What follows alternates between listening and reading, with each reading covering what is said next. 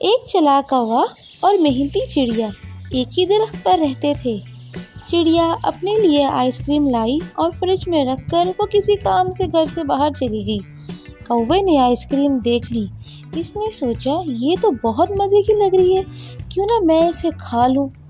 کوا چپکے سے فریج کے پاس گیا، آئس کریم نکالی اور کھا گیا۔ جب چڑیا واپس آئی اور فریج کھولا، اسے آئس کریم نظر نہ آئی۔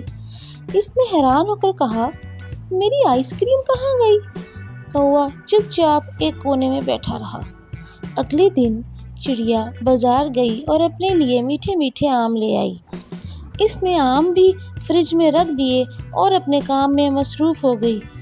کوے نے آم دیکھے، اس کا دل للچانے لگا۔ اس نے سوچا آج بھی چھپکے سے آم کھا لیتا ہوں، چڑیا کو پتہ نہیں چلے گا۔ کوے نے فریج کھول کر آم نکالے اور انہیں کھانا شروع کر دیا۔ وہ سارے ہی آم کھا گیا۔ آم زیادہ کھانے سے اس کا پیٹ خراب ہو گیا۔ اس کے پیٹ میں بہت درد ہونے لگا۔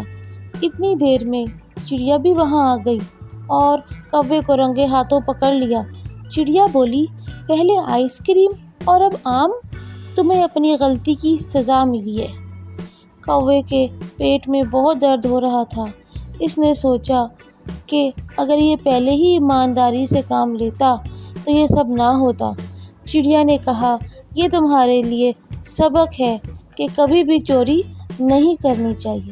اس طرح کی پیاری پیاری کہانیاں سننے کے لیے شیئر، سبسکرائب اور لائک ضرور کریں۔